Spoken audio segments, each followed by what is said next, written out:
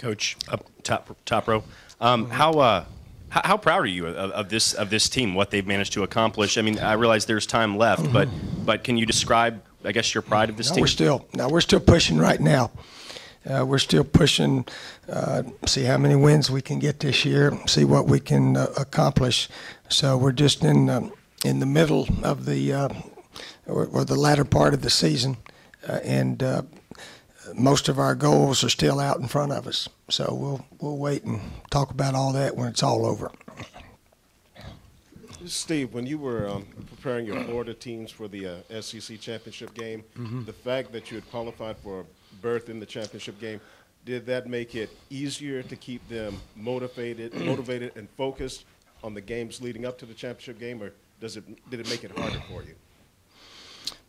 No, I don't know either way. I actually pretty much coach the same way every week. I know the performance of our team. Some of you out there think, well, man, that Spurrier really had a great week of coaching. I coached just as hard against Arkansas, and we played like crap. So, I mean, it's up to the players. And our guys got ready to play last week. I could tell they were ready. We had a live dressing room, locker room. And the week before, we were a dead bunch of guys for some reason, and it just didn't work out. But anyway, now as coaches, we try to stay consistent, and we're going to coach as hard as we can this week against Troy. And hopefully our players will really, really want to come to the ballpark and play last home game, and for the seniors and so forth. So it's just trying to. Now, we changed a few things in practice, and in fact, we didn't even talk about the Florida team until Tuesday. We just worked out a little bit on Monday and tried to correct some mistakes and so forth. So we changed up a little bit occasionally, but we're pretty consistent the way I coach and our coaches coach each week. Coach, kind of a follow-up on the last two questions. Is it nice, I mean, you heard questions from us for the last month about the SEC East title. Now that that's out of the way, the table is set, is it nice just to coach without all those distractions and all those questions about the division title? No, we're coaching the same way as we did last week. And if we'd lost a game, we'd still be coaching the same way. We went down there knowing that we might not win the game. And we had Troy and Clemson and whatever bowl game after that. But we also went down there believing that if we really played well, certainly we had a chance to win the game. So we're fortunate to have won it. Had a quick little celebration Sunday and Monday, and now we're trying to gear in to beat Troy here Saturday afternoon. Steve, closing the deal and winning a division going to the championship game obviously is kind of an end in itself to a lot of Gamecock fans. But can you think, or do you allow yourself to think about if this is really kind of the start of something with all the young players you have and kind of the recruiting bump you might get out of this? Well, you hope it is, but we don't know. We don't know for sure. And we'll do our best to try to maintain whatever we have going when the season is ended. But as we all know, you're usually about as good as your last game. So we're pushing toward the game this week, and then we'll push for the next one and then the next one. But it's neat to accomplish something for the first time, and there's some other achievements still out there that we're shooting for. Steve, so we're still shooting. Steve, the SEC has seen a marked increase in the number of points scored in conference games. What do you attribute that to? I don't really have the answer. I don't have the answer for that. Can a team prove something by not scuffling with the lesser lights or teams that might not be in your league talent-wise like this team has done? Does it prove something by dispatching teams like that, and is that something you'd like to see from your group? Well, certainly we'd like to play at a high level every time we go out. This Troy team's a pretty good team. Oklahoma State beat them 41-38 early in the year, and they've got a good offense. They statistically probably got better offense than Florida had statistically. Of course, they don't play competition quite like Florida does and so forth. But they're a good passing team, so we're going to have our hands full. We got to defend, we got to rush the passer, and get them off the field, things like that. So it's a big test for us, for our defensive guys, because they are a good passing team. Defensively, they've struggled a little bit here and there, but they're certainly very capable of coming in here and upsetting us.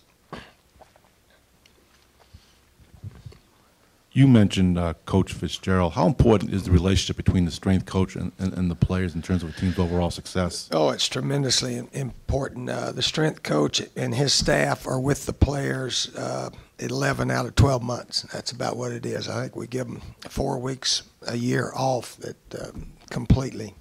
So they're able to be with them all the time and try to push them to be as strong and as well conditioned as possible. And Coach Fitz he's the best I've ever had, and his staff do a super job. And he handles all the class attendance. I think we had 3 guys that missed last week, so they were up at 6 a.m. this morning. A little extra workout for them, and every time they miss class, he handles it. Us coaches, we don't have to go drag them out of the dorms. So Coach Fitz, he drags them out.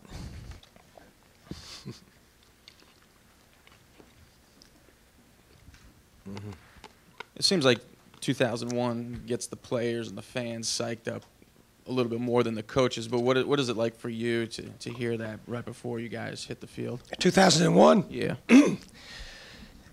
I don't know. You'd have to ask the players a little bit. I think a lot of them like to hear it.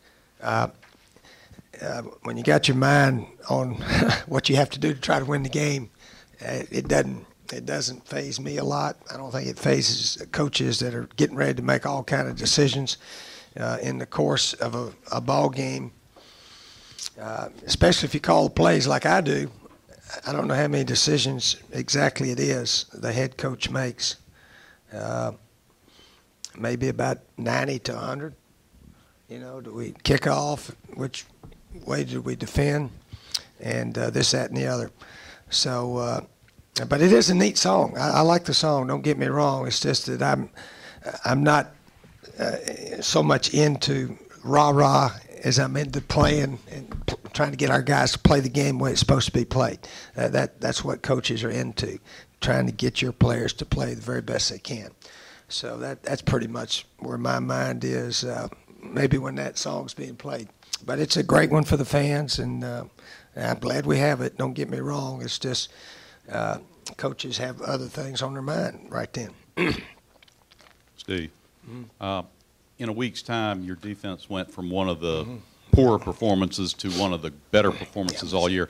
How much of that was the different styles of the offenses you played, and how much of it was just Coach improvement? Coach Johnson and Ellis and Lorenzo Ward and those other coaches, we've been working hard on pass defense. I know it didn't show against Arkansas much, but it did show up pretty well the other night. And we're still not intercepting a lot of balls we get our hands on. And hopefully we can do that when we need to in some big games coming up as we go down these last 3. But we've changed our practice a little bit, that we go first group against first group a lot more than we used to. And our pass defense did look a lot better last week. And we still, we had excellent pass rush. So if we're going to make a strong finish, we got to play pass defense. So got to keep trying to get better.